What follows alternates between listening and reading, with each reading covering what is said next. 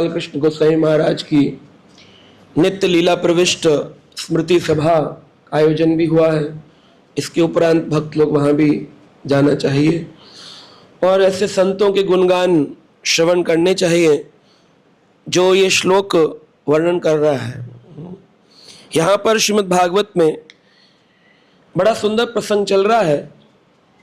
युधिष्ठिर महाराज पांडवों में से सबसे अग्रज भ्राता, सभी जानते हैं युधिष्ठिर जी के बारे में। वो एक यज्ञ आयोजित करना चाहते हैं, उस यज्ञ का नाम है राजसु यज्ञ। तो महाभारत काल के अंदर लोग जानते हैं कि पांडवों ने एक यज्ञ किया, लेकिन असलियत में अगर आप महाभारत पढ़ेंगे तो पता चलेगा पांडवों ने दो यज्ञ किए, एक राजसु यज्ञ और एक अश्वमेध यज्ञ। एक यज्ञ महाभारत के पहले हुआ और एक यज्ञ महाभारत के बाद में हुआ। तो जो राजसु यज्ञ था वो महाभारत से पहले हुआ और कहाँ हुआ? आपके दिल्ली शहर इंद्रप्रस्थ के अंदर हुआ। हरि बोल। और जो दूसरा यज्ञ हुआ वो हुआ अश्वमेध यज्ञ हस्तिनापुर। हस्तिनापुर जो है वो मेरठ के पास जो है पांडवों का किला है, आज भी विराजमान है। अभी जैन समुदाय के मंदिर बन गए उधर, तो पांडवों का किला पूरा खंडर बन गया है। और वहाँ पर एक स्थान है परीक्षितगढ़, जहाँ से कलयुग का प्रारंभ हुआ, तो वह भी स्थान है। शमीक ऋषि का आश्रम आज भी विराजमान है। वहाँ लिखा है कलयुग की प्रारंभिक स्थली, आज भी है। तो मेरठ से थोड़ा आगे जाए परीक्षितगढ़ और आगे जाए तो हस्तिनापुर आता है। तो लोग कंफ्यूज होते हैं इंद्रप्रस्थ और हस्तिनापुर में। इंद्रप्रस्थ दिल्ली और हस्तिनापुर मेरठ।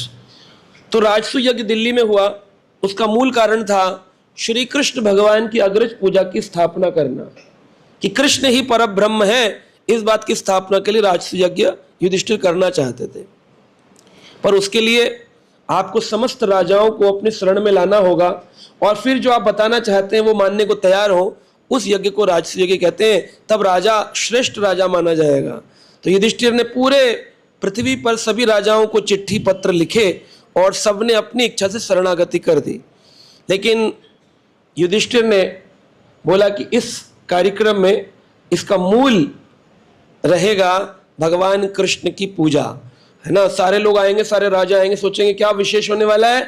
तो युधिष्ठिर कहेंगे मैं पूरी दुनिया को जीतने वाला, अब मैं जा रहा हूँ कृष्ण की शरण में। तो सारी दुनिया कृष्ण की शरण में चली जाएगी।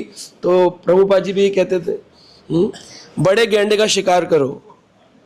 बड़ा गेंडे का शिकार करने का मतलब है जब बड़ा गेंडे का शिकार करेंगे तो छोटे मोटे जंतु तो इसी चले जाएंगे, जीव जंतु घबरा जाएंगे। तो कोई बड़ा आदमी अगर भक्त बन जाए तो उसको फॉलो करने वाले अनेक लोग वैसे ही भक्त बन जाते हैं। श्री चैतन्य महाप्रभु कहते हैं, Mahaprabhu Chaitanya Mahaprabhu for the classes and Nityananda for the masses. Chaitanya Mahaprabhu ने बड़े बड़े गेंडे ढूंढे और उनका प्रचार किया, और उनको प्रचार करने से ये हरि भक्ति का प्रचार अपने आप ही जन समुदाय में हो गया। सार्वभौम भट्टाचार्य जगन्नाथपुरी के मायावादी गढ़ के अंदर मुख्य पुजारी, मुख्य अध्यक्ष, और उनको जब षड्भुज रूप दिखा के महाप्रभु ने भक्त बनाया तो अगले दिन वह मायावादी हरे कृष्ण कृष्ण कृष्ण हरे हरे, हरे राम राम राम। फिर प्रकाशानंद सरस्वती को बनारस में जाकर के अपनी महाप्रकाश लीला करके एक बना दिया। तो उसके पीछे जितने सन्यासी, जितने ब्रह्मचारी, जितने भक्त, सब हरे कृष्ण कृष्ण कृष्ण हरे हरे, हरे राम राम राम। तो किसी नेताजी को भक्त बना दो तो उनकी जय जयकार करने वाले भी फिर क्या बोलेंगे, हरे कृष्ण कृष्ण। तो यही वृत्ति होनी चाहिए। तो युधिष्ठिर ने यही अपनाया था कि मैं पहले राजा बन जाऊं, और फिर राजा बनने के बाद लोग बोलेंगे अब राजा क्या काम करेगा। यद्यत आचरति श्रेष्ठः तत्त इतरो जनः सयत् प्रमाणात् कुरुतु लोकस्तत् अनुवर्तते। सारी दुनिया उसी का पालन करती है जो प्रमाण अच्छे लोग प्रस्तुत करते हैं। तो युधिष्ठिर ने कहा मुझे लोग मान लेंगे और फिर मैं कृष्ण की पूजा स्थापित करा दूंगा। तो मूल रूप से दिल्ली राज्य को मुख्य राज्य बनाना और दिल्ली राज्य के अंतर्गत पूरी पृथ्वी को शरण में लाना, और उसमें आने के बाद क्या कार्य करेंगे, युधिष्ठिर जी कृष्ण भक्त निकलेंगे, कृष्ण की पूजा हो जाएगी, सारी दुनिया में कृष्ण भक्ति का प्रचार हो जाए। ये मुख्य कारण था। लेकिन पहुंचे युधिष्ठिर बोले एक व्यक्ति शरण में नहीं आएगा, जरासंध, वो नहीं आने वाला। बोले क्यों? बोले अरे वो तो भगवान कृष्ण को मानता ही नहीं है। शिशुपाल और दंतवक्र आ तो जाएंगे, गड़बड़ करेंगे, वो बाद में कृष्ण देख लें, जरासंध तो आएगा ही नहीं। और उसके पास भी भीम की तरह 10,000 हाथियों का बल है, तो वो आएगा ही नहीं। क्या किया जाए? भगवान कृष्ण बोले काम करते हैं, मैं, भीम और अर्जुन, हम तीनों मिलकर के जरासंध के पास जाएंगे, क्योंकि उसके पास एक वृत्ति है, ब्राह्मणों के प्रति बड़ा संवेदनशील है, ब्राह्मणों के प्रति बड़ी रुचिकर भाव है। उसने ब्राह्मणों से आशीर्वाद लिया था कि जाओ विजयी भवा, तो 17 बार हारने वाला जरासंध जो 18वीं बार में कृष्ण ही रण छोड़ करके भाग गए, ऐसा ब्राह्मणों का प्रताप है। ब्राह्मण को छोटा मोटा जीव नहीं होता है, इतना प्रताप था। राजा नरेश को छिपकली बनना पड़ गया था क्योंकि ब्राह्मणों का अपराध हो गया था। इतने बड़े दानी थे कि हजारों गाय दान देते थे। आदमी कहे मैंने इतना पुण्य किया, एक गड़बड़ हो गई तो क्या हुआ? अरे उससे छिपकली बनना पड़ा, गिरगिट बनना पड़ा। द्वारका में कृकलास कुंड के अंदर पड़े रहे कृकलास बन के, गिरगिट बन करके। तो ब्राह्मणों के प्रति अपराध नहीं। पर ब्राह्मण कौन?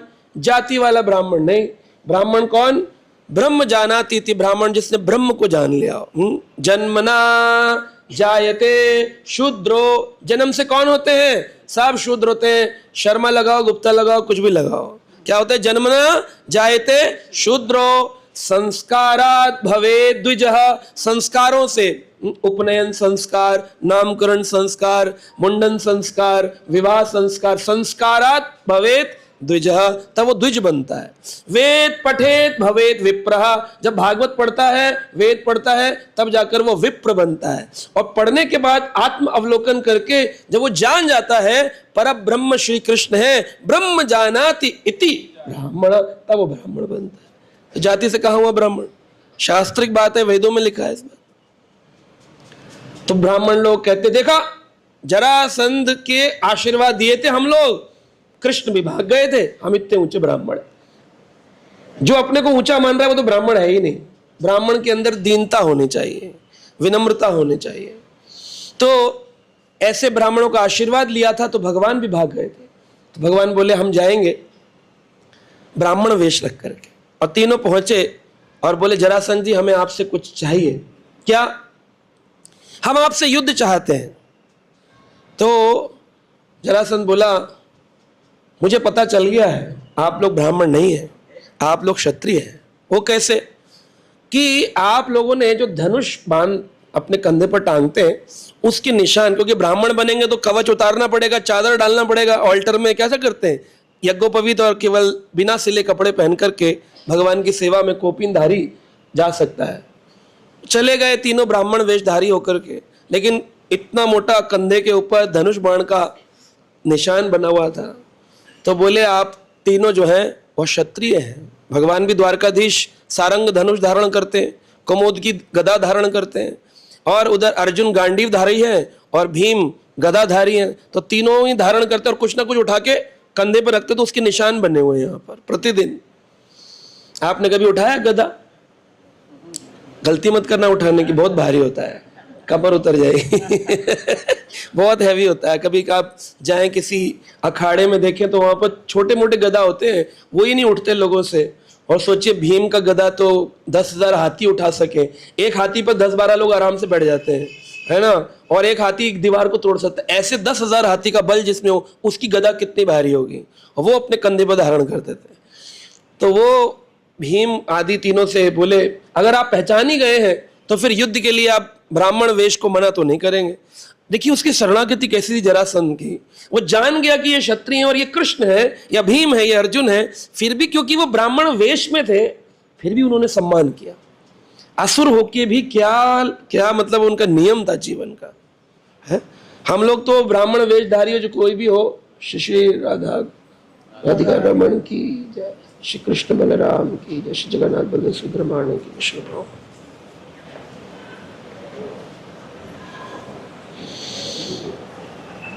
तो इसलिए जिस व्यक्ति का पूर्ण श्रद्धा नहीं है भगवान और भगवान के भक्तों पर, ऑल्टर में खड़ा एक व्यक्ति आरती तो कर रहा है, लेकिन एक व्यक्ति आया कहता है महाराज जी आशीर्वाद मिल जाए। भाई टाइम है आशीर्वाद मांगने का, देखता नहीं है तुम आरती में लगे, डांट लगा दिया। तो वो व्यक्ति कनिष्ठ अधिकारी है, जबकि वो कितना ऊंचा भगवान की सेवा में युक्त हो गया है, फिर वो कनिष्ठ क्यों? क्योंकि सबके हृदय के अंदर बैठे भगवान का दर्शन नहीं दे रहा है। उसी बात को प्रेम से भी बोला जा सकता है कि आप बाद में आइएगा, है?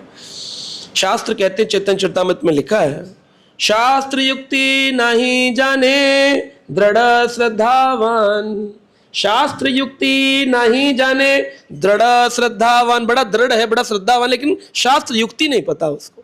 शास्त्र युक्ति नहीं जाने दृढ़ श्रद्धावान, मध्यम अधिकारी से ही महाभाग्यवान। वो आदमी मध्यम अधिकारी स्तर पर होगा जो शास्त्र युक्ति नहीं जानता।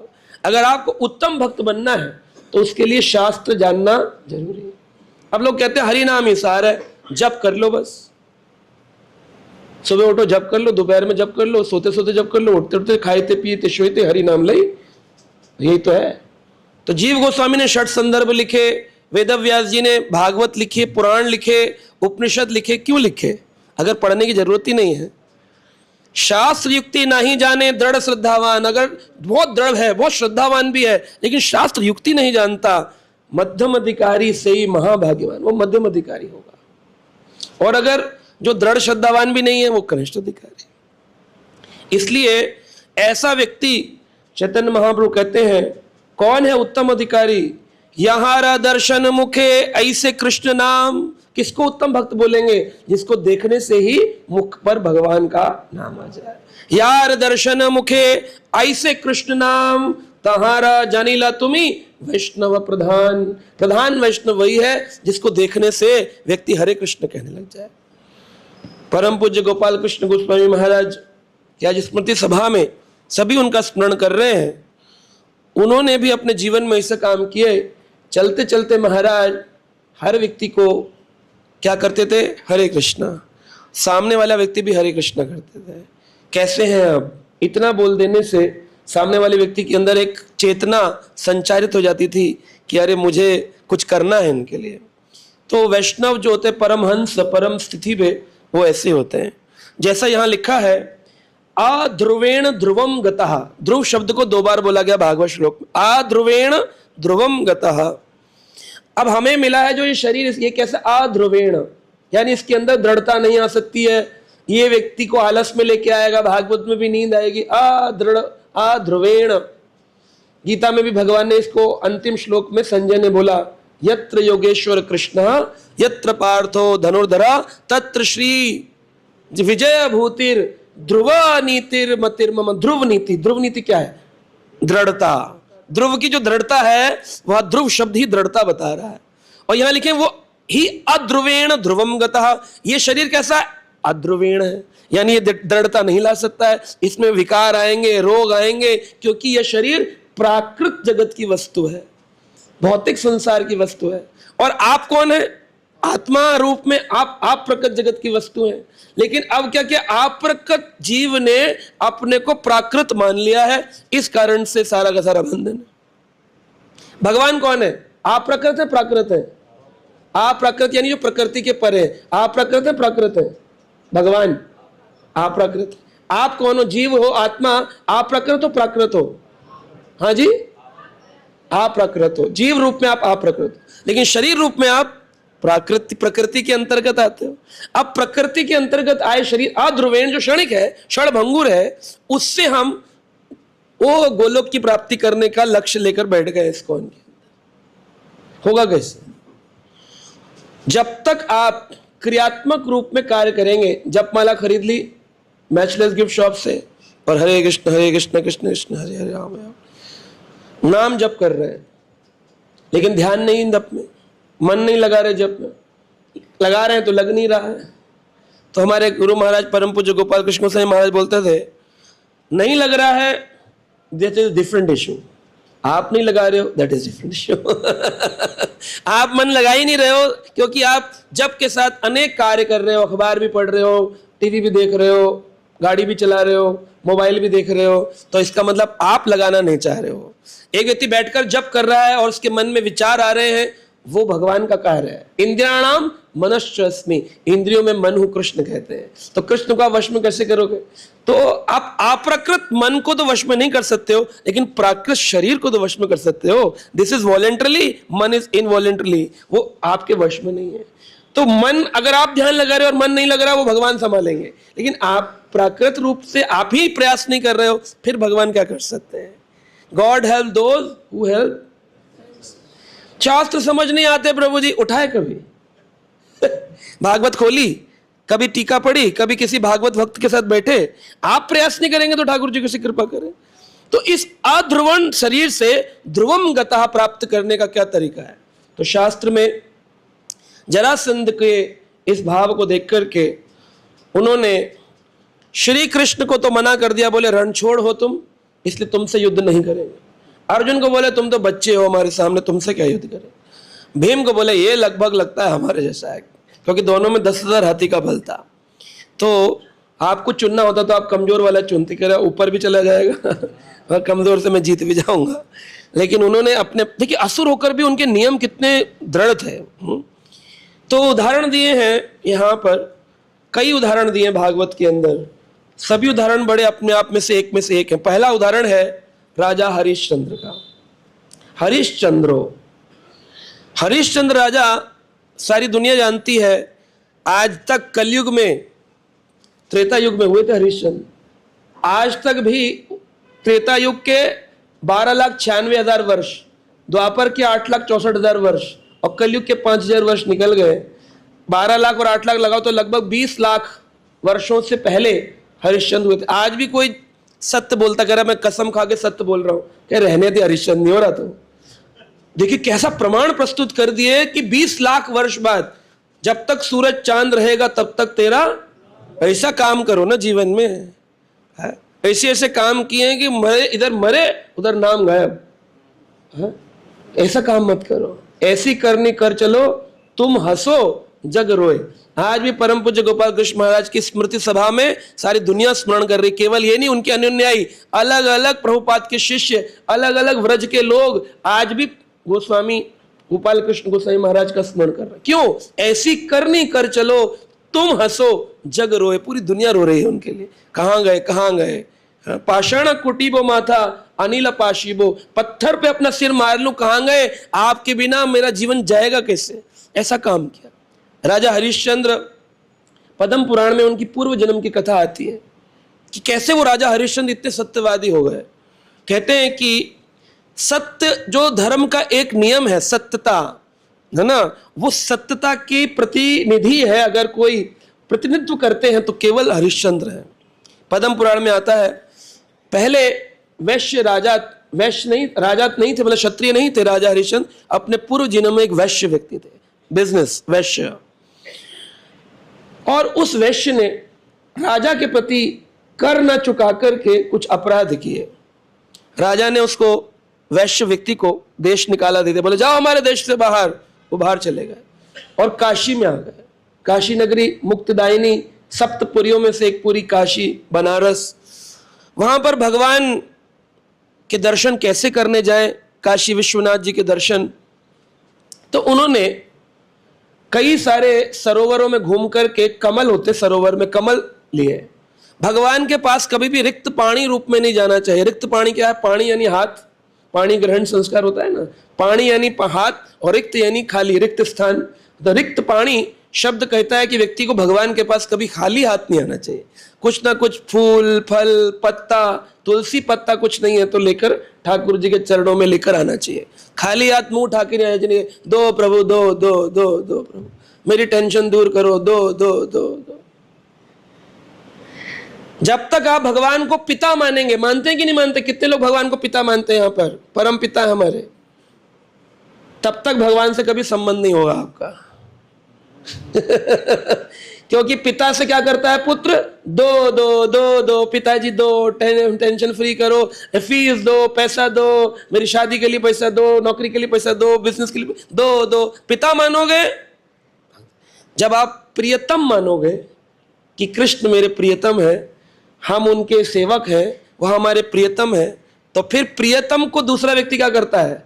दो दो दो दो दो दो। लो लो कि दो दो। तो पिता मानना है कि प्रियतम मानना है? प्रियतम मानना है, सखा मानना है। प्रभुपाद जी भगवत गीता के प्रारंभ में लिख दिए 5 मुख्य रसों में से किसी ना किसी एक रस के अंदर संबंध स्थापित करना होगा। होगा कैसे? नाम जप करते करते, गुरु सेवा करते करते स्वतः ही अवलोकन होगा, स्वतः ही स्फुरित होगा, ओ मेरा यह संबंध है भगवान से। और कुछ ना हो तो दास तो हो ही, जीवेर स्वरूप होए कृष्ण नित्य दास। दास तो होए, सेवा भाव, दास का सेवा भाव होता है। सेवक मांगता है या देता है सेवा? देता है सेवा। एम्प्लॉय है, बॉस से कहे साहब गाड़ी चला के शाम को छोड़ देना, मेरी कमर में दर्द हो रहा है, कर कैसा सेवक है? लेकिन सेवक के कितना भी दर्द हो चलाएगा गाड़ी मालिक की, है कि नहीं?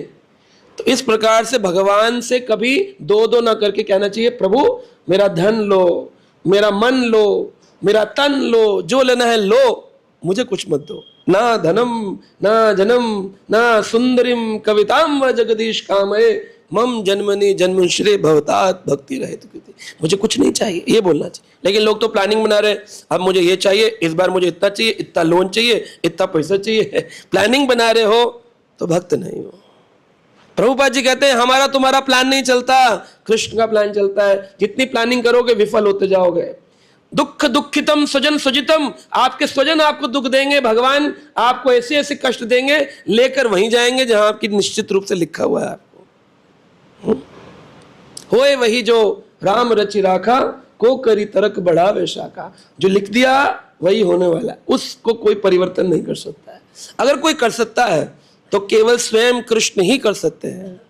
अघटन घटन पट्यसी नाम की शक्ति है भगवान की, जो अघटित है तुम्हारे जीवन में, जो कुंडली की बदलाव कोई नहीं कर सकता, अंगूठी नहीं कर सकती है, मंत्र नहीं कर सकते हैं, वह परिवर्तन अघटन जो होने वाला है, वह घटन अघटन घटित शक्ति भगवान की है। जो नहीं होना है वो हो जाएगा और जो होना है वो नहीं होगा। ये केवल कृष्ण कर सकते हैं, कोई ज्योतिषी नहीं कर सकता, कोई देवता नहीं कर सकता, इस संसार में कोई नहीं कर सकता। तो उस भगवान के पास जब भी आओ रिक्त पानी मत आओ, हाथ खाली हाथ मत आओ। तो भगवान के लिए सरोवर से पुष्प ले लिए और जा रहे थे काशी विश्वनाथ के दर्शन करने। रास्ते में बिंदु माधव भगवान, काशी में बिंदु माधव भगवान आ गए। जन्माष्टमी का ही दिन था। बिंदु माधव जी के दर्शन के लिए देखा बहुत भीड़ लगी है, और राजा जो था काशी का वो जन्माष्टमी के दिन आरती कर रहा था भगवान की। प्रतिदिन तो ब्राह्मण लोग करते, लेकिन जिस दिन जन्माष्टमी थे डोनर लोग भी आते आरती करने। तो राजा उस दिन आरती कर रहा था। राजा आरती कर रहा था तो पीछे से यह वैश्य जो बाद में हरिश्चंद्र बने पहुंच गए जन्माष्टमी तिथि की कृपा से, और भगवान को भेंट चढ़ाई। पुष्प जो लेके गए थे शिव जी के लिए वो दे दिए भगवान कृष्ण को। और क्योंकि क्षत्रिय राजा की कृपा हुई, अगले जन्म में वह क्षत्रिय हुए जिनका नाम राजा हरिश्चंद्र हुआ। उनकी दृढ़ता कैसे आई? अध्रुवम ध्रुवम गता कैसे हो गए? वो अध्रुवन शरीर, क्षण भंगुर शरीर से कैसे ध्रुव भक्ति प्राप्त कर ली, कैसे वो दृढ़ता प्राप्त कर ली, सत्यता प्राप्त कर लिए। पूर्व जन्म में भगवान कृष्ण को उनकी योग्यता ना होते हुए सारा धन तो राजा ने छीन लिया था, उनको अपने राज्य से निकाल दिया था। संसार से पुष्प लेकर के भगवान के चरण में लगा दिए। अयोग्य होते हुए भी भगवान को अपना देने के कारण जन्माष्टमी के दिन भगवान कृष्ण की ऐसी कृपा हुई कि अगले जन्म में वह राजा हरिश्चंद्र। कैसे राजा हो गए? विश्वामित्र जी सुने, त्रेता युग के काल की बात है, रामचंद्र भी उसी काल में हुए। विश्वामित्र जी सुने कि राजा हरिश्चंद्र बड़े सत्यवादी हैं, जो बोलते हैं वो करते हैं। विश्वामित्र जी की कृपा से रात को एक स्वप्न आया। स्वप्न में विश्वामित्र ने सारा राज्य अपना विश्वामित्र को दे दिया। अब सुबह विश्वामित्र जी साक्षात रूप में पहुंच गए। बोले राजा हरिश्चंद्र, आपने कल स्वप्न में अपना सारा राज्य हमको दे दिया। कहा कि स्वप्न तो आया था महाराज, लेकिन प्रत्यक्ष नहीं था। बोले लेकिन आप तो सत्यवादी हैं, स्वप्न की करी गई वस्तु भी सत्य के समान ही है। अगर रात में आपको भगवान दिख रहे हैं इसका मतलब आपका भजन अच्छा चल रहा है। रात को चुड़ैल दिख रही है तो देख लो आप भजन कहाँ जा रहा है। तो मैं से एक दिन बोल रहा था, रात को चुड़ैल दिख रही, तो एक व्यक्ति ने अपनी पत्नी की ओर पलट कर देखा। मैंने कहा ऐसा मत करो भाई, पिटाओगे पिटवाओगे क्या? तो संसार में लोग संसारी दिक्कतों में लगे रहते हैं और फिर रात के अंदर उनको डिप्रेशन और टेंशन के स्वप्न आते हैं। अगर स्वप्न में गुरुदेव आ रहे हैं, स्वप्न में शिला प्रभुपाद आ रहे हैं, स्वप्न में वैष्णवगण आ रहे हैं, कीर्तन भजन हो रहा है, यानी भजन अच्छा चल रहा है। तो स्वप्न भी एक प्रकार का सत्य ही है। जीवन में होने वाली प्रक्रियाओं को ही, जो हो नहीं सकती हैं पूर्ण, उनको पूर्ण करते हैं ठाकुर जी स्वप्न में। आपका मन है प्रभु मुझे दर्शन दो, पर आपकी भक्ति इतनी उत्कृष्ट नहीं है कि ठाकुर जी प्रत्यक्ष दर्शन दें, तो स्वप्न में दे देंगे। आपका मन है कि मैं बहुत पैसे वाला बनूं, ऐसे कर्म ही नहीं किए पैसे वाला बने, पुण्य नहीं है तो कैसे बने, अब भगवान से मांगा भी है तो स्वप्न में पैसे वाला बना देंगे। स्वप्न में धनी हो जाएंगे, सोने के सिक्कों के बीच बैठे हुए बांट रहे हैं, उठे तो वही गरीब की गरीब। आदमी के स्वप्न झूठे होते हैं। तो स्वप्न आते हैं जो अतृप्त वस्तुएं हैं, अतृप्त इच्छाएं हैं, उनको भगवान तृप्त रूप में पूरा करें, क्योंकि प्रत्यक्ष पाने के लिए उनके आपके पास कर्मों का लेखा जोखा नहीं है, तो निकले। ऐसे ही कुछ चीजें आपने किसी का बुरा सोचा, लेकिन प्रत्यक्ष आप में इतने पाप भी नहीं कि बुरा कर सके, तो स्वप्न में उसका बुरा हो जाएगा। तो स्वप्न एक प्रकार का एक अलार्मिंग सिचुएशन होती है। तो यहां पर उन्होंने दान दे दिया। अगले दिन विश्वामित्र जी आए, बोले दीजिए मुझे दान, आपने स्वप्न में मुझे दान दिया था। देखिए क्या दृढ़ता थी। आप दे सकते हैं। स्वप्न में बोले प्रशांत मुकुंद प्रभु जी आपको मैंने स्वप्न में 5 लाख दिए थे, मैं पहुंच जाऊं अगले दिन। कहे नहीं प्रभु जी 500 दे रहा था, गलती से 2 जीरो स्वप्न में ज्यादा लग गए। हम गड़बड़ करेंगे, लेकिन राजा हरिश्चंद्र ने यथारूप अपनी पत्नी बच्चे लेकर रोड पर आ गए। बोले ये राज्य विश्वामित्र जी आपका हो गया। विश्वामित्र जी इतने पर भी माने नहीं, बोले दान तो दे दिया, दक्षिणा कहां है। दान और ये 2 वस्तु होती हैं। कई बार लोग एक ही कर देते हैं। अपना तो हर आदमी चाहता है सस्ते में काम हो जाए, रक्षा पूरी हो। यज्ञ कराए पुजारी से, बोले महाराज जी ये लीजिए 1100 दान दक्षिणा हो गई, ऐसे नहीं होता। दान वस्तु का होता है और दक्षिणा द्रव्य की होती है, ये भेद है। धोती कुर्ता, प्रॉपर्टी, जमीन, कपड़ा, भगवान की वस्तु, प्लेट, चम्मच, आचमन पात्र, ये दिया गया, ये दान है। और उसके ऊपर से कुछ लक्ष्मी रखी गई, वह दक्षिणा है। तो बोले दान तो आपने मुझे अपना दे दिया, लेकिन दान पूर्ण कब होता है, जब उसमें कुछ, आपने देखा पूजा कराते तो 10 रुपए रखो, 12 रुपए रखो, 50 रुपए रखो, क्यों रखवाते हैं। दान के साथ साथ दक्षिणा के बिना दान पूर्ण नहीं होते। दोनों का भाई बहने हैं, दोनों दान और दक्षिणा भाई बहन। तो दान दक्षिणा, तो बोले दान तो दे दिया, दक्षिणा क्या देंगे। अब दक्षिणा के लिए कुछ है ही नहीं, क्योंकि राजा तो दे चुके। बोले महाराज क्षमा करें, हमारे पास दक्षिणा देने के लिए कुछ बचा नहीं। कह रहे मैं क्या जानूं, आपको अपराध लगेगा ऋषि विश्वामित्र का। घबरा गए, बोले अच्छा एक काम करते हैं। एक काशी के बाजार में चले गए और जोर जोर से चिल्लाए, मैं, मेरी पत्नी और मेरा बच्चा, हम लोग आपके सेवक बनने के तैयार हैं। कोई है ऐसा जो हमको खरीद ले, हम उसकी सेवा करेंगे। खरीद करके जो पैसे मिले उससे दक्षिणा कर दें विश्वामित्र जी की। दक्षिणा देने की इतना भाव था। तो एक डोम था जो शमशान घाट में अस्थि, शमशान में शरीर जलाता है, डोम कहते हैं उसको। तो वो कटिया जो था, वो डोम जो था, उसको उसने खरीद लिया। बोला ठीक है मैं तुमको खरीदता हूं। और एक ब्राह्मण ने उनकी पत्नी तारामती को खरीद लिया, और उनका जो पुत्र था रोहिताश्व, उसको भी खरीद लिया।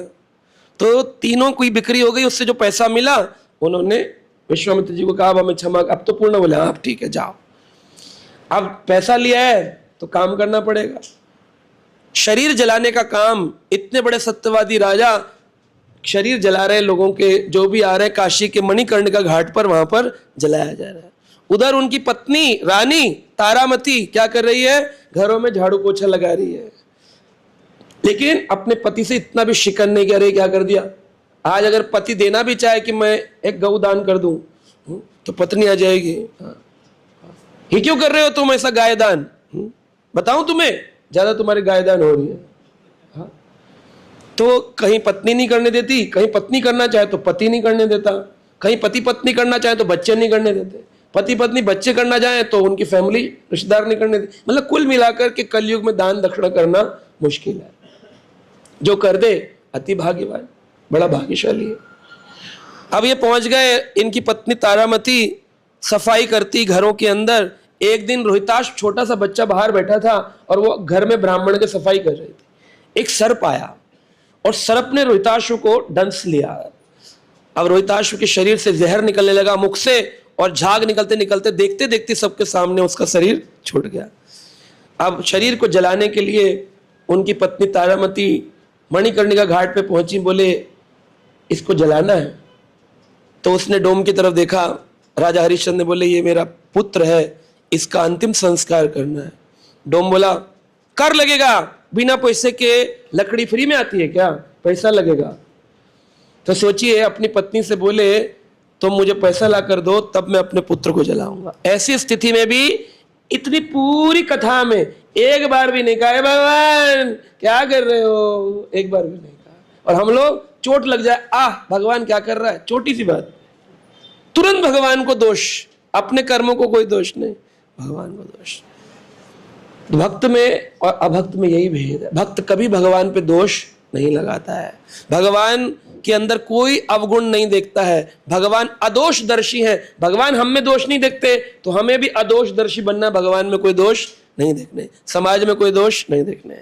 इस शब्द को कहते हैं अदोषदर्शी, बिना दोषों का दर्शन करने वाला। अब जब रोहिताश्व को जलाने लगे तो आंखों से आंसू निकल रहे हैं, उधर उनकी पत्नी भी रो रही है, और रोते रोते पैसा लेकर के डोम को दिए और अपने पुत्र को अग्नि लगाने लगे। जैसी अग्नि लगा रहे थे साक्षात भगवान प्रकट हो गए, और भगवान ने कहा मैं बड़ा प्रसन्न हूं तुम्हारी इस सत्यता से कि तुमने कोई भी नियम का उल्लंघन नहीं किया और एक बार भी मुझ पर दोष नहीं दिया। रोहिताश को बोले खड़े हो जाओ। रोहिताश पुनर्जीवित हो गया। उधर से विश्वामित्र जी आ गए, बोले मैं तो केवल परीक्षा ले रहा था, ये लो तुम्हारा पूरा साम्राज्य तुम्हें पुनः वापस दिया जाता है, यथारूप वापस सब तुम प्राप्त हो गया। है आप में ऐसा विश्वास कि भगवान बोले घर दे दो अपना और हम देकर के चाबी देकर निकल जाए, बोले लिखा होगा नसीब में तो वापिस आ जाए। तो तब राजा हरिश्चंद्र को यहां पर जरासंध के साथ कंपेयर कर रहे हैं, हरिश्चंद्र बोलो। दूसरे रांति देव, राजा रांति देव जो थे यह चंद्र वंश में थे और राजा हरिश्चंद्र सूर्य वंश में थे। रांति देव भारत देश के चंद्रवंशी राजा थे, बड़े भगवान विष्णु के भक्त थे, लेकिन एक बार उनके राज्य में अकाल पड़ गया। इतना अकाल पड़ा कि उन्होंने अपना धन प्रतिदिन बांटना शुरू कर दिया, जो भी आता उसको देते देते देते देते। जैसे कोरोना काल में कई ऐसे बड़े बड़े व्यापारी थे जिन्होंने काम न चलने पर भी अपने आश्रित लोगों को सैलरी दी। ऐसे कई व्यापारी अच्छे थे, लेकिन कई ऐसे थे उन्होंने तुरंत ही निकाल लिया, बोले हमें क्या मतलब, कहीं से भी खाओ, हम भी तो भूखे मर रहे हैं। उनके पास तो इतना धन था कि वो पूरा जीवन काट सकते हैं, फिर भी उन्होंने किसी की मदद नहीं करी। और कईयों ने अन्न बांटे, सैलरी बांटी, बहुत कुछ किए, ऐसे अच्छे व्यापारी भी थे। तो राजा ने अकाल के समय सब लोगों को अपने धन दान से कोशिश करी पालने की, लेकिन कई दिन बीतने के बाद, कई महीने बीतने के बाद इतनी ज्यादा अकाल की स्थिति गंभीर हो गई कि वहां पर सब भूखे मरने लगे। राजा ने प्रयास किया कि जितना भी घर में उसके अन्न है वो सब भी उसने राजकोष से सारा अन्न, पहले धन दिया फिर अन्न भी दे दिया। अब अन्न देने के बाद राजा की जो पत्नी है, जो बच्चे हैं, सब भूखे रहने लगे। अब पूरे राज्य में अकाल ही अकाल है, सब लोग ऐसे ही तड़प तड़प कर मर जा रहे हैं, प्यास के लिए पानी नहीं और खाने के लिए अन्न नहीं, इतना अकाल पूरे राज्य में। राजा के लिए लिखा है 48 दिन 48 डेज तक भूखे। कितने दिन तक? निर्जला एकादशी में एक दिन भूखे रहकर देखना बिना पानी के, अगले दिन 7 प्रकार के शरबत रखे होते सामने, खसखस का, और 5:25 पे अगर पारण है तो 4:25 से तैयार रहता है आदमी, मंगल आरती में मन नहीं लगता, बस शरबत मिल जाए। एक दिन गुजरा होता है, 48 डेज 48 दिन, और एसी में बैठे होते हैं, जपा कर रहे होते 64 माला अंदर एसी में बैठ करके। सूखा पड़ा, अकाल पड़ा, सूरज चमचमा रहा है, इसी स्थिति में ना जल है ना अन्न है, 48 दिन तक राजा भूखे। राजा को कोई दूसरे देश का एक व्यक्ति भ्रमण करता हुआ आया और उसने कुछ चावल और कुछ अन्न प्रदान किया। राजा ने तुरंत उसको पीसा, भोजन बनाया, और इतना भोजन बना कि राजा, उनकी पत्नी और उनके बच्चे मिलकर खा सके, इतना ही था। और राज्य में तो सब मर चुके थे लगभग, कोई बचा नहीं, तो किसको दें? आवाज लगाई, कोई भूखा तो नहीं है? एक गृहस्थ का नियम है, भोजन खाने से पहले आवाज लगाए, कोई भूखा तो नहीं है? एक भक्त बोल रहा था, बोला प्रभु जी मैं भी रोज ये भागवत का नियम पालन करता हूँ। उन्होंने कहा अच्छा, तो बोल तो कह रहा, मैं बाहर जाके बोलता हूँ कोई भूखा तो नहीं है। धीरे से बोलता हूँ ताकि कोई भूखा हो भी तो सुने ना, क्योंकि अगर मैं उसको दूंगा तो मैं कैसे खाऊंगा। राजा रांतिदेव ने बहुत जोर से चिल्लाया, कोई भूखा तो नहीं है। एक ब्राह्मण आ गया, बोला महाराज मैं भूखा हूं। बोले अरे हमारे राज्य में तो कोई बचा ही नहीं, सब मृत हो चुके हैं, आप कहां से है? बोले मैं भ्रमण करते करते आया, मुझे सुगंध आई आपके यहाँ पर कुछ भोजन बन रहा है, पूरे शहर राज्य में अकाल है, कुछ दे दीजिए। तो राजा ने अपनी प्लेट जो लगाई थी, 56 भोग खाने तो नहीं मिला, लेकिन कुछ दाल चावल छोटा मोटा जो मिला खाने बैठे वो उठाकर ब्राह्मण को दे दिया। बोले ब्राह्मण देव आप मेरा भोजन कर लीजिए। अब क्या हुआ? बोले अब रानी खा लेगी और बच्चे खा लेंगे। फिर आवाज लगाई, कोई और भूखा तो नहीं है? तो एक गरीब आ गया, बोला मैं भूखा हूं। बोले तुम कहां से आए? बोले मैं बहुत भूखा हूं, हमारे राज्य में अकाल था तो मैं चला गया था दूसरे, वहां पे भी कुछ नहीं मिला तो लौट के फिर आ गया राज्य में। अच्छा, तो उन्होंने अपनी रानी का भोजन भी दे दिया। बोले चलो बच्चे खा लेंगे। फिर आवाज लगे, कोई भूखा तो नहीं है? तो देखा एक व्यक्ति काले रंग का शरीर है, एक काले रंग का कुत्ता लेकर के आया, बोला मैं भूखा हूं।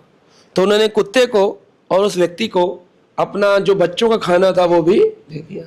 अब सारा खाना खत्म हो चुका है, बस पानी का एक मटका रखा है, यह पी करके आज फिर 48 दिनों की तैयारी करते हैं। तो वो जल पीने लगे तो फिर आवाज लगाई, कोई प्यासा तो नहीं है? तो देखा एक चांडाल जो कि कुत्ते का मांस खाते, शोपच कहते हैं, जो श्वान को पचा सकते हैं, वो शोपच आया और उसने बोला मुझे बहुत जोर की प्यास लगी है, मैं पैदल चलते चलते आया, अकाल है आपके शहर में, कुछ पानी पिला दीजिए। तो उसको मटका आगे कर दिया, वो गड़गड़ गड़गड़ पूरा मटका पानी पी गया। अब रानी भी रोए बच्चों को देखकर कि मेरे बच्चे भूखे प्यासे रह गए, सब दे दिए। ऐसा कैसा दान कोई व्यक्ति करता है? तभी क्या देखते हैं, वो चंडाल के शरीर से चतुर्भुज भगवान विष्णु प्रकट हो गए। भगवान विष्णु बोले मुझसे पहले जो लोग आए वह भी कोई भूखे ब्राह्मण या गरीब नहीं थे, वह देवता थे। एक एक करके यमराज, धर्मराज आए, इंद्र आए, ब्रह्मा आए और अंत में चौथे नंबर पे मैं भी आया हूँ। तो जो कुत्ता लेकर आए धर्मराज, वो परीक्षण करने आए थे कि तुम्हारी कैसी दान की स्थिति है, क्या भाव है तुम्हारे में, तुम जगत कल्याण के लिए जीवन जीते हो या अपने कल्याण के लिए जीते हो। कहते हैं नदियां कबहू ना जल पिए, नदियां कभी जल नहीं पीती। वृक्ष कबहू ना फल भुके, नदियां पिए ना नीर। नदी कभी अपना पानी नहीं पीती है और पेड़ कभी अपना फल नहीं खाता। पेड़ में इतने फल होते हैं, इतनी मेहनत करता है, बीज से इतना बड़ा होता है, लेकिन फल दूसरों को देता है। और किसको देता है? उन लोगों को जो पत्थर मार रहे, टक फल आ गया। आहा, छांव भी दे रहा है, फल भी दे रहा है। आपको कोई पत्थर मारे, तुम ऐसे गंदे आदमी हो, आप कहोगे हरे कृष्णा तुम्हें भगवान कल्याण करे, कह सकते हो? कह सकते हो? वृक्ष कबहू ना फल भुके, नदियां पिए ना नीर, तुलसी जगत कल्याण को मानव धरे शरीर। ये शरीर केवल जगत कल्याण के लिए, अपने कल्याण के लिए सारी दुनिया जी रही है पशु वृत्ति में। जब तुम समाज की सेवा करते हो, और असली समाज की सेवा है उन्हें कृष्ण भावना भवित ज्ञान प्रदान करना, उनके संतापों को हरण करना, ये असली जगत कल्याण का कार्य है। तो भगवान ने उनको ब्रह्मलोक की प्राप्ति हुई। इतना सब करने पर भी वैकुंठ नहीं मिला। क्या मिला है? ब्रह्मलोक। क्योंकि ब्रह्मलोक तक ही जा सकते हो तपस्या, पूजा, दान दे करके। दान के आगे की सीढ़ी है भगवान को अपना मन देना है। मन मना भव मत भक्तो। जब आप भगवान को अपना मन दोगे तब जाकर के आप वैकुंठ का विचार कर सकते हो। और मन से जब भगवान के बिना आप बेचैन रहने लगोगे, जैसे व्रजवासी भगवान कृष्ण के बिना बेचैन रहते हैं। हमारी जो बुद्धि है ना, वो दो प्रकार की है, विकल्प और संकल्प बुद्धि है। हमेशा कुछ ना कुछ विकल्प ढूंढती है और फिर बार बार संकल्प लेती है। इस बार अधिक मास में अन्न जल ग्रहण नहीं करूंगा, फल पर रहूंगा। संकल्प कर लिया, अगले दिन ही बीमार पड़ेगा तो कौन करेगा? विकल्प में आ जाएगी, ऑप्शन ढूंढने लगेगी। तो संकल्प विकल्प, विकल्प संकल्प यही करती है। हमारी आसक्तियां जो हैं वो परिवर्तित हो रही हैं कि नहीं हो रही हैं, यही व्यक्ति को पता चलेगा उसके भजन का क्या फल है। उसकी आसक्ति अगर परिवर्तित नहीं हो रही, अटैचमेंट आया मंदिर में दर्शन किए और मांगा क्या, मेरा घर संसार अच्छा चले, तो आसक्ति तो संसार से ही है ना।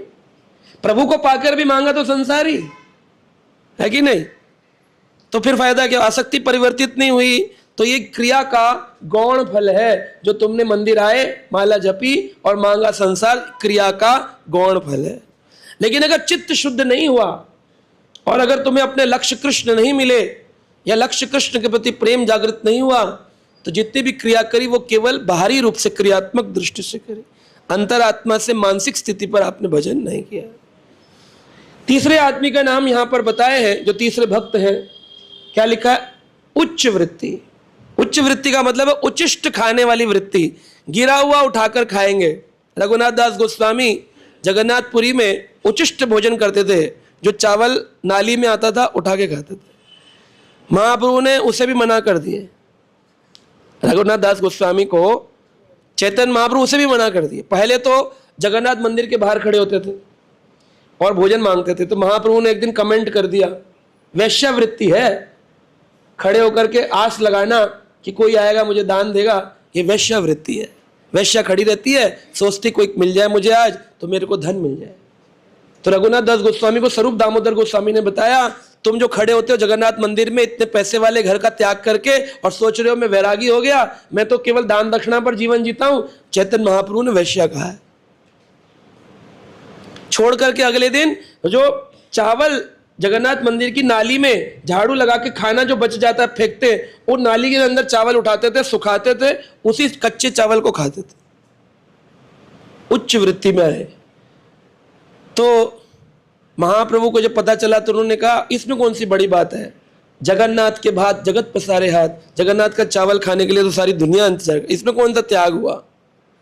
तब वो नाली का चावल जो उठा करके गायों को और पशुओं को दे दिया जाता था, और जिसे पशु भी नहीं खाते थे, वो सड़ गया जो 3 दिन का भोजन है उसको उठाकर लाते थे रघुनाथ दास गोस्वामी और उसको खाते थे। यह बात जब महाप्रभु को पता चली, तब चैतन्य महाप्रभु गंभीरा त्याग कर मंदिर के सिंह द्वार पर पहुंचे और देखा वहां पर पशु सूंघ करके छोड़ दिए, उस कूड़ेदान से उठा करके सकोरे में रख करके रघुनाथ दास गोस्वामी भोजन कर रहे।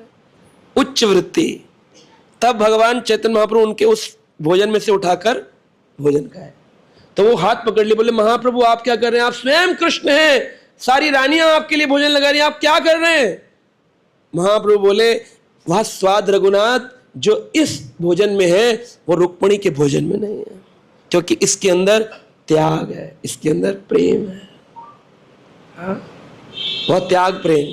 अब सोचिए हम षड गोस्वामी को पूछ तो रहे ऑल्टर में, और कथा भी सुन रहे हैं, रघुनाथ अपीयरेंस डिसअपीयरेंस भी बना रहे हैं, और खा रहे हैं प्रसाद में जो गुलाब जामुन। हमारी वृत्ति क्या है। मुदगल जिनका यहां पर लिखा उच्च वृत्ति, मुदगल नाम के एक ऋषि थे, मुदगल ऋषि। तो कहते हैं कि वो कुरुक्षेत्र में रहा करते थे अपने परिवार के साथ। केवल खाते क्या थे, जो घास कटाई हुई, गेहूं कटाई हुई, उस गेहूं के कटने के बाद, पैकिंग के बाद, बोरे में भरने के बाद, खेतों में जो गेहूं के दाने बट जाएंगे वो दाने उठा के लाते थे और पीस के वही खाते थे प्रतिदिन, गिरा हुआ भोजन। और वो भी रोज नहीं, 3 दिन में एक बार।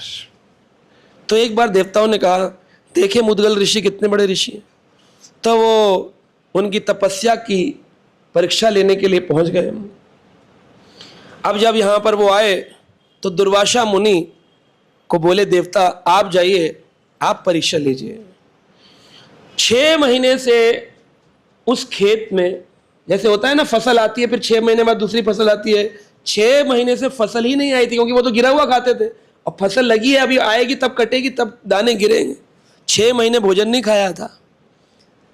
दुर्वासा ऋषि पहुंच गए और उन्होंने क्या देखा कि उनके पास 6 महीने बाद किसी का थोड़ा सा भोजन उनको प्राप्त हुआ है। जो 6 महीने से भूखे थे, मुदगल ऋषि उच्च वृत्ति पे जीते थे, उठाकर खाते थे, उच्चिष्ट खाते थे।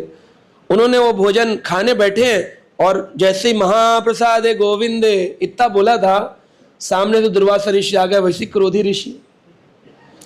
वह मुदगल ऋषि के सामने है तो एक डिवोटी के बाद दूसरे डिवोटी है, दोनों ही ऋषि परंपरा के ऋषि हैं। बोले ऋषिवर कैसे आना हुआ। बोले मैं यहाँ से जा रहा था, सोचा थोड़ा जलपान करता चलूं। अब क्या बोले, हमें 6 महीने बाद मिला है। ये होता डिवोशनल प्रैक्टिस। सेवा भाव। उन्होंने कहा आइए ये महाराज दुर्वासा ऋषि को आसन दिए और वो भोजन जो 6 महीने बाद उन्हें प्राप्त हुआ था वो उनको दे दिए। कोई जगन्नाथपुरी से आया हो, वृंदावन से पेड़े लेके आया हो, हाथ में 4 ही पेड़े हो उसके, सोचा हो एक पत्नी को दूंगा, खुद खाऊंगा, 2 बच्चों को दूंगा, और सामने कोई बड़ा डिवोटी मिल जाएगा, और कैसे हैं प्रभु जी? कहा कहां से आ रहे हैं? कहा कहीं नहीं, वृंदावन गए थे। है कि नहीं? जब लोग महाप्रसाद बांटते हैं या लाते हैं तो सबसे पहले आपने देखा होगा एक थाली पैक करके अपनी निकाल देते हैं स्पेशल, है कि नहीं? ऑल्टर में भी पुजारी लोग लगाते हैं, हम लोग भोग लगाते हैं जब, तो 108 सकोरे अगर भोग लगेंगे तो 3-4 पहले निकालेंगे, पुजारी बोले अपने घर लेके जाना है। निकालेंगे। हम भी पूजा करते हैं, ऑल्टर में जाते हैं, हम भी ऐसा भाव रखते हैं। ये नहीं कह रहे आप रखते हैं, हम अपनी बता रहे हैं।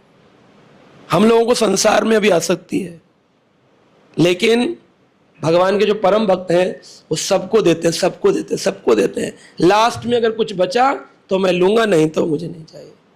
कई जगह तो बोलते हैं जो डिस्ट्रीब्यूशन टीम है पहले प्रसाद पालो, ताकि तुम्हें मन में ना आए कि बड़ा ले रहा है मेरे लिए तो बचेगा ही नहीं, बहुत मांग रहा है। ऐसा भी लोग करते हैं। प्रैक्टिकली चलिए ठीक भी है, लेकिन भक्ति के स्टैंडर्ड पर ठीक नहीं। तो उन्होंने अपना भोजन दुर्वासा ऋषि को प्रदान। दुर्वासा ऋषि जब पा लिए तो बड़े मुस्कुराए, बोले मुद्गल ऋषि आपको क्या लगता है मैं भूखा था? बोले मतलब? बोले मुझे देवताओं के द्वारा प्लांट किया गया था तुम्हारी परीक्षा लेने के लिए। बोले आपने क्या पाया परीक्षा में? मुद्गल ऋषि आपके जैसी तपस्या और किसी की नहीं, आपके ऐसे साधु भाव, साधु सेवा और किसी की आज तक मैंने देखी नहीं। और उन्होंने तुरंत क्या देखा? ब्रह्मलोक से हंस विमान आया और ब्रह्मलोक पर, ब्रह्मा के लोक के अंदर मुद्गल ऋषि ने देखते देखते ही सारे समाज के मुद्गल ऋषि ब्रह्मलोक के प्राणी बन गए। यहाँ से 6 लोक ऊपर, भूलोक, भवलोक, स्वर्गलोक, तपलोक, जनलोक, मरलोक, ब्रह्मलोक, ब्रह्मलोक पहुंच गए। पृथ्वी लोक से केवल क्या किए? एक थाली दे दिए। हमारे वृंदावन में लोग बोलते हैं, हम लोग वृंदावन के रहने वाले, कहते हैं अकेले खाए यहीं रह जाए, मिल बांट गाए वैकुंठे जाए।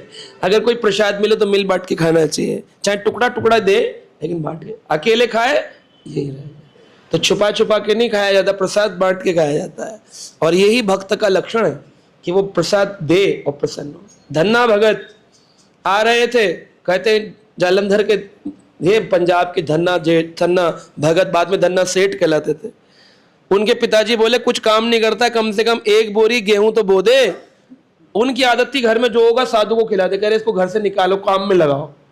अब निकले बैलगाड़ी में गेहूं लेकर के, बोने के लिए बीज लेकर के, और रास्ते में 4 साधु मिल गए। बोले धन्ना भगत का घर कहाँ है? बोले मैं ही हूं धन्ना भगत, क्या काम है? बोले कुछ नहीं, निकल रहे थे, भूख लगी तो थोड़े खाते चले। कह रहे अरे अरे अरे फिर घर मत जाइए, क्योंकि घर में पिताजी बैठे मना कर देंगे। रुकिए मैं कुछ करता हूं। वो बीज सड़क पे बेच दिए और बेच करके आटा खरीद लिए, और वहीं रास्ते में ही ओम नमो भगवते वासुदेवाय बनाए भोजन, सेके रोटी भगवान को भोग लगाए, और नमो ब्राह्मण देवाय गौ ब्राह्मण हिताय च जगत हिताय कृष्णाय गोविंदाय नमो नमः भोजन चल रहा है। सारे संतों को बढ़िया खिला दिए। अब बीज तो पिताजी बोले मैं देखूंगा तुम्हें बो रहा है कि नहीं बो रहा है। तो टाइम 11 बज गए। बोले पिताजी निकलेंगे घर से और देखेंगे कुटिया से बीज बो रहा नहीं, क्या करूं? तो कुछ पैसा बचा था, उससे कंकड़ खरीद लिए, और कंकड़ बोरी में लेके पिताजी उधर से देख रहे हैं, और खेत में वैसे कंकड़ पाट। पिताजी कह रहे वाह वाह बहुत बढ़िया, काम पे लग गया लड़का, साधु से दूर हो गया, काम पे लग गया। कंकड़ बो दिए। शाम को पिताजी आए, देखा तो पानी डाल रहे कंकड़ों के ऊपर। पिताजी बोल रहे बड़ा अद्भुत आदमी है, इतनी मेहनत लगने लगा। बोले पिताजी बस मैं तो सेवा में हूं, ये ना पता चले साधुओं को बांट दिया। और बड़ी घबराहट में सो गए।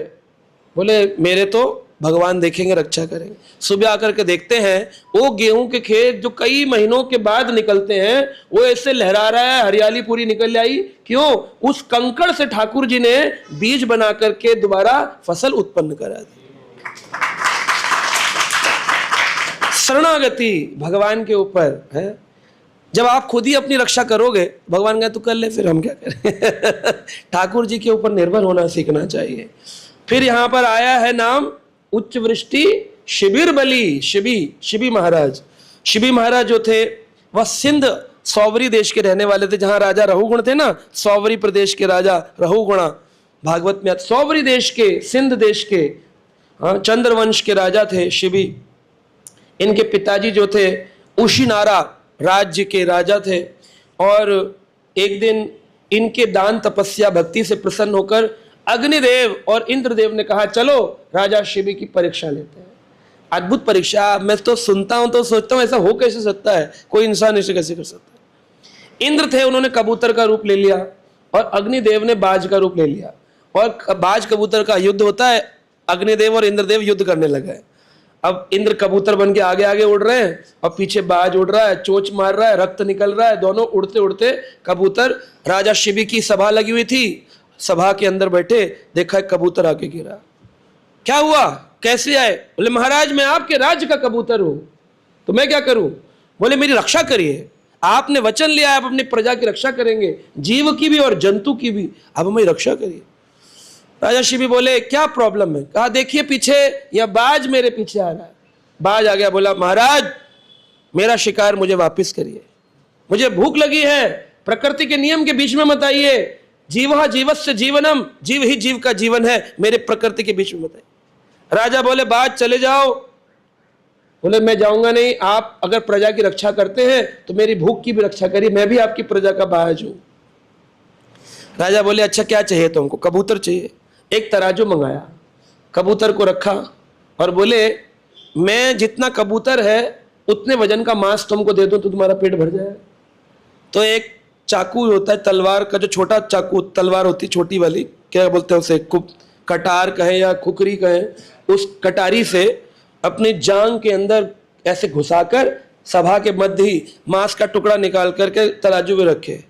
तराजू अभी कबूतर का नीचे था, मांस ऊपर। फिर और एक पीस निकाल कर, जैसे दुकान पर मांस चढ़ता है केजी करके चढ़ाए, कबूतर नीचे ही लटका रहा। पूरी जांग इधर की कट गई, इधर की कट गई, टांगे कट गई, कबूतर इधर ही लटका, क्योंकि वो तो परीक्षण चल रहा है ना।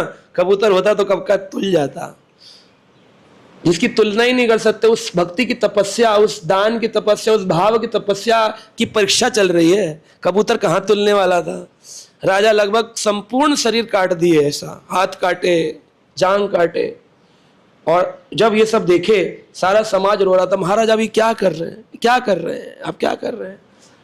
ऐसे किसी का नाम भागवत में अंकित नहीं होता, हाँ ऐसी नाम नहीं अंकित हुआ है। इन लोगों ने कुछ काम किया है तो नाम अंकित हुआ है, चाहे वो कुंती हो, चाहे वो द्रौपदी हो, चाहे वो पांडव हो, कुछ ना कुछ करोगे तो नाम अंकित हो। तो कहते हैं ना गोल्डन वर्ड्स, स्वर्ण शब्दों में नाम अंकित है। भागवत से ज्यादा स्वर्ण शब्द कहीं नहीं है, चाहे भारत की डिक्शनरी में लिख जाए उतना बड़ा नहीं जितना भागवत में नाम स्थापित हो जाए। तो सोचिए शिबी ने क्या किया होगा जो नाम स्थापित हो गया, संपूर्ण शरीर दे दिए। तब बाज बोला क्षमा करिए, मैं तो अग्निदेव था, केवल परीक्षा कर रहा था। और कबूतर बोला मैं तो इंद्र था। राज्य बोले भाई बताओ, इंद्र और तुमने परीक्षा में हमारा राजा कटवा दिया पूरा। लेकिन क्या हुआ, शरीर तो उनका कट गया, लेकिन तभी ऊपर से एक स्वर्गिक विमान आया इंद्रलोक से। और इंद्र बोले आप हमारे चीफ गेस्ट हैं, मुख्य अतिथि हैं, बैठिए। शिवी की जो आत्मा थी वो उसमें बैठी स्वर्गलोक के विमान में, मालाएं पहनाई गई, अमृत चखाया गया और उनको स्वर्गलोक में विमान में सबने जाते हुए देखा कि स्वर्गीय विमान में मुख्य अतिथि अमरावती के बनकर के राजा शिवी गए। कुछ दिया ना, आप दे सकते हैं अपना खून पसीना भगवान की सेवा के लिए, पुस्तक वितरण के लिए, प्रसाद वितरण के लिए, है प्रचार के लिए, अपना शरीर प्रचार के लिए दे देना। कलयुग में लगभग शिबी के जैसा ही है। कोई व्यक्ति अपने शरीर को, आप देखिए परम पूज्य गोपाल कृष्ण गोसाई महाराज अपने शरीर में नित्य लीला प्रवेश तक भी देहरादून की जमीन का सेवा कर रहे हैं, प्रचार कार्य कर रहे हैं। तो अपने आप को प्रचार कार्य में इतना लगा देना लगभग शिबी के जैसा ही जीवन है कि आप अपने शरीर की भान न रहे, केवल आपको लक्ष्य प्राप्ति हो भगवान कृष्ण की प्रसन्नता। बलि महाराज का आत्मसमर्पण आप जानते हैं, उन्होंने कैसे 3 पग भूमि भगवान विष्णु को प्रदान करी वामन रूप में, और भगवान ने तीसरे पग उनके मस्तक पर रखकर उनको सुतल लोक भेज दिया। और उन्होंने ब्रह्मलोक और स्वर्गलोक नहीं पाया, असुर कुल में जन्म लेने के बाद उन्होंने भगवान का सानिध्य पाया। सुतल लोक में आज भी भगवान उनके द्वारपाल बनकर के खड़े। ऐसी भगवान इंद्र ने क्या पाया, स्वर्ग, और इन्होंने क्या पाया, बलि ने भगवान। अब बताइए भगवान ने छला किसको, इंद्र को या बलि को? इंद्र को छला, उसको एक स्वर्गिक रस का झुंझुना पकड़ा दिया, बोले ले हिलाता रहे स्वर्ग स्वर्ग स्वर्ग, और उसको भगवान स्वयं को प्रदान कर दिए। तो आपको क्या चाहिए, स्वयं भगवान मिले या फिर इंद्र स्वर्गिक सुख मिल जाए? स्वयं भगवान मिले। तो उसके लिए बलि की तरह समर्पण करना होगा। बलि ने सर्वस्व समर्पित किया, सर्वस्व, सर्व यानी जो उसके पास था, 3 लोगों की प्रॉपर्टी दे दी और बाद में स्वयं को भी दिया। सर्व और स्व, सर्वस्व, सर्व दिया और फिर स्व दिया। आदमी कहता है ना मैंने अपना सर्व समर्पित कर दिया, सर्व दे देता है लेकिन स्व को नहीं दे सकता है। अहंकार जो है ना, ये मेरा, मैं हूं, ये स्वयं नहीं जाता है। और अंत में लिखा है बलिर शिबिर बलि, और क्या है, व्याध व्याध कपोतो बहो, बहो यानी ऐसे बहुत उदाहरण है, व्याध कपोतो। तो व्याध और कपोत की एक कथा है, ये भी बड़ी मार्मिक कथा है। शास्त्रों में आती है कि एक व्याध यानी कि शिकारी था, और कपोत यानी कबूतर का परिवार। कपोत और कपोती यानी कबूतर और कबूतरी एक पेड़ पे रहा करते थे। उनका निज स्थान बन गया था, वहीं रहते थे दोनों, और उनके बच्चे थे तो पूरे शहर में घूमते थे, तिनके इकट्ठे करते थे, दाने लाते थे, अपने बच्चों को खिलाते थे और कुछ सेव कर लेते थे घोंसला बना के। व्याध जो था वो कबूतरों को शिकार करता था, लेकिन आज उसको कोई कबूतर नहीं मिला। दुखी होकर के कि मेरे बच्चे क्या खाएंगे, मैं क्या खाऊंगा, वह एक पेड़ के नीचे बैठ गया। अब इसको भाग्य कहें या दुर्भाग्य कहें, जिस पेड़ के नीचे वो बैठा उसी के ऊपर कपोत कपोती का परिवार रहता था। कपोत कपोती दोनों थे। सर्दी का समय था, कड़ाके की ठंड पड़ रही थी। कपोती अकेली बैठी थी। कपोत भ्रमण करके रात में आया और सच में आज कुछ भी खाने को नहीं मिला, तिनका मिला ना दाना मिला। तो कपोती ने पूछा, चू चू चू चू करके पूछा, गुटरुगु गुटरुगु, आज कुछ लाए नहीं? बोले घूमा तो बहुत लेकिन मिला कुछ नहीं। बोले आज हमारे बच्चे क्या खाएंगे? बोले चिंता क्यों करती हो, ठाकुर जी कुछ ना कुछ दे। अब भूखे प्यासे सोने का सोच रहे थे, सर्दी बहुत थी, घोंसले में बच्चों को चिपका के सोए रहे थे। नीचे देखा एक व्यक्ति बैठा है। अरे ये तो व्याध है जो हमारे कई वंशजों को मार चुका है। तो देखा कि व्याध भूख के मारे पीड़ित है और हाथ ठंड से कांप रहे हैं। तो उसने क्या किया, लकड़ी से आग लगा ली। अब आग लगी हुई है और कांप रहा है ठंड में, तो कह रहा कितना भूखा है। अगर ये हमारे पेड़ के नीचे बैठा है, तो कपोत ने कहा, कबूतर ने, ये अतिथि है हमारा, जो बिना तिथि बताए आ गया। अतिथि, ये मेहमान है हमारा, इसको कुछ खाने को देना चाहिए। कपोती बोली, जब हमारे पास ही नहीं है तो हम इसको क्या देंगे खाने के लिए? तो कपोत बोला, अरे चिंता क्यों करती हो, ऐसे व्यक्ति जो अतिथि के लिए अपने प्राणों को त्यागते हैं वही असली अतिथि सत्कार। अतिथि देवो भवा, आज देवता हमारे घर में आए हैं। तो आग जो जल रही थी उसमें कपोत कूद गया, जाकर के बैठ गया ताकि वो रोस्ट हो जाए और उसको रोस्टेड पिजन खाने को मिल जाए। व्याध तो था ही, उसका पेट भर जाए, उसकी सर्दी चली जाए। कबूतरी ने देखा, कपोती ने, जब इसने अपने प्राण दे दिए हैं व्याध के लिए, मेहमान के लिए, तो मैं ही जीवन जी के क्या करूंगी। वो भी कूद गई और दोनों कपोत कपोती ने अपने शरीर को उस व्याध के लिए दे दिया। व्याध की आंखों में पानी आ गया, अश्रुपूरित नेत्र से व्याध रोने लगा, चीखने लगा, कपोत कपोती ये तुमने क्या किया? क्योंकि व्याध था तो कबूतरों की भाषा समझता था। वो बोला, ये तुमने क्या किया? मेरे आतिथ्य संस्कार के लिए तुमने अपने प्राणों की बलि दे दी। रोने लगा। ऐसा भाव मुझ में कैसे आएगा, ऐसा भाव मुझ में कैसे आएगा? तो फिर कबूतरी के बच्चे बोले, तपस्या से। किससे आएगा? तपस्या। बच्चे भी रोए नहीं कि हमारे माता पिता जल गए, वो बोले हमारे माता पिताओं ने क्या किया है, अपना सर्वस्व समर्पित किया है। उन्होंने अपना जीवन समर्पित किया है अतिथि सेवा में, देवताओं की सेवा में।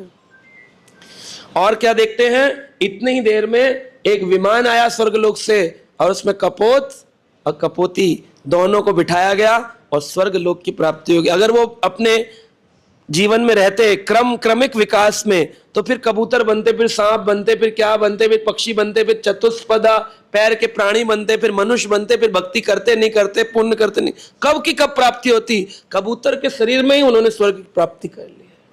सोचिए आप, यह है समर्पण का भाव।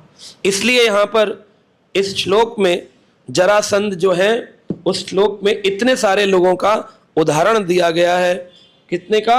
हरिश्चंद्रो रंति देवः उच्च वृत्ति शिविर बली व्याध कपोत बहु ही अध्रुवेण ध्रुवम गतः। इस अध्रुव शरीर से जो क्षणभंगुर शरीर है उससे उन्होंने वो वास्तविक ध्रुव जीवन की प्राप्ति कर ली है। स्वर्गिक कहो, ब्रह्मलोक कहो या विष्णु लोक कहो, उन्होंने कम से कम इस भूलोक के दुख से तो ऊपर की गति प्राप्त करी। सोचिए, इतना करने मात्र से इन लोगों को ब्रह्मलोक और स्वर्गलोक मिला है। अगर आप प्रेमा भक्ति का अपना जीवन समर्पित कर दें, तन मन और धन, तो आपको गोलोक प्राप्त हो सकता है कि नहीं हो सकता है? केवल अपना तन मन और धन इसी भाव से भगवान की सेवा में समर्पित करना है। ठीक है। अपने जीवन में भक्ति और शांति का संचार करना चाहते हैं तो देर किस बात की, जुड़िए हमारे YouTube चैनल कृष्णा टीवी से, जहां आपको मिलेंगे भक्तिमय वीडियोस, प्रेरणादायक भागवत कथाएं और अनमोल आध्यात्मिक ज्ञान। तो अभी सब्सक्राइब करें और हमें फॉलो करें एवं अपने प्रियजनों के साथ ये दिव्य यात्रा साझा करें और आध्यात्मिकता की ओर कदम बढ़ाएं। हरे कृष्णा।